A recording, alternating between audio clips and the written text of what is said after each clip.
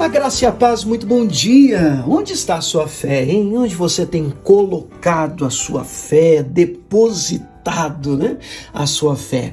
Bom, nós começamos a nossa semana debaixo desse questionamento, dessa pergunta que nós vamos procurar responder à luz das Escrituras. Graça e paz, muito bom dia. Uma excelente manhã de terça-feira para todos nós. O texto que eu gostaria de ler com vocês está aqui em Marcos, no capítulo 11, o verso é o de número 22, que diz assim: E Jesus, respondendo, disse-lhes: Tende fé em Deus. Tende fé em Deus. Bom, me parece muito óbvio que se eu perguntasse para você onde é que está a sua fé, onde você tem depositado, a sua fé, eu acredito que a resposta rápida seria em Deus, pastor. Claro, eu tenho colocado minha fé no Senhor, eu tenho depositado minha crença, a minha esperança, a minha expectativa toda em Deus.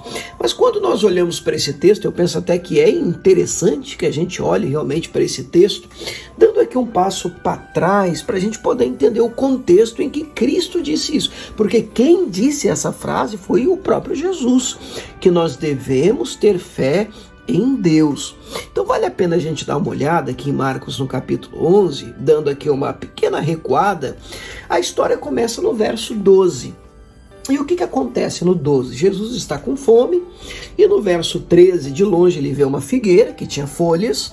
É um detalhe interessante, importante no texto. E ele foi ver se nela acharia alguma coisa. Me parece óbvio também que o que Jesus quer encontrar são frutos. Mas quando Jesus chega até a figueira, a grande decepção. Ele não encontra nenhum fruto, apenas folhas. Então, no verso 14, Jesus libera uma palavra à figueira dizendo: nunca mais coma alguém fruto de ti. E no finalzinho do 14, o texto faz questão de mencionar que os seus discípulos ouviram isso. Então, pronto, parece que a história termina aí. Então eles vão até Jerusalém, e aí no outro dia pela manhã, eles estão retornando agora, aí vem o verso de número 20, e eles passam perto desta mesma figueira, que no dia anterior Jesus havia amaldiçoado. E então Pedro, lembrando-se das palavras que Jesus proferiu, ele meio que assustado, espantado ou até surpreso, ele diz: Mestre, a figueira que tu amaldiçoaste se secou. Então Pedro fica surpreso, era como se ele estivesse dizendo a Jesus: Ô mestre, não é que a palavra que o Senhor liberou funcionou? Não é que a declaração que o Senhor liberou deu certo? E aí Jesus, dentro deste contexto, é que vai dizer: você tem que ter fé em Deus. E aí a gente olha para essa história e pode tomar duas decisões, a gente pode ter duas reações diferentes. Eu posso olhar para essa história e reagir da seguinte maneira: Pedro realmente falhou na fé, Pedro, que fezinha pequenininha de Pedro. Ou eu posso olhar para esse mesmo texto e dizer: meu Deus, existe um Pedro dentro de mim. Quantas vezes eu também já não balancei na fé? Quantas vezes eu já não orei sem fé em Deus? Tanto é verdade que se a resposta viesse, eu até surpreso ficaria. Uau, não é que deu certo mesmo? Então é dentro desse contexto que o nosso Senhor Jesus nos orienta, nos manda ter fé em Deus. E nós vamos pedir que o Senhor nos ajude em relação a isso, nesse início de novo dia. Vamos lá?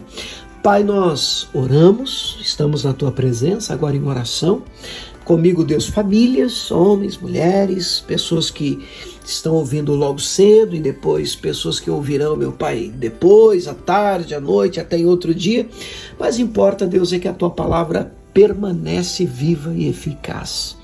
E o Senhor está nos dizendo, meu Pai, neste dia de hoje, que nós precisamos ter fé em Deus.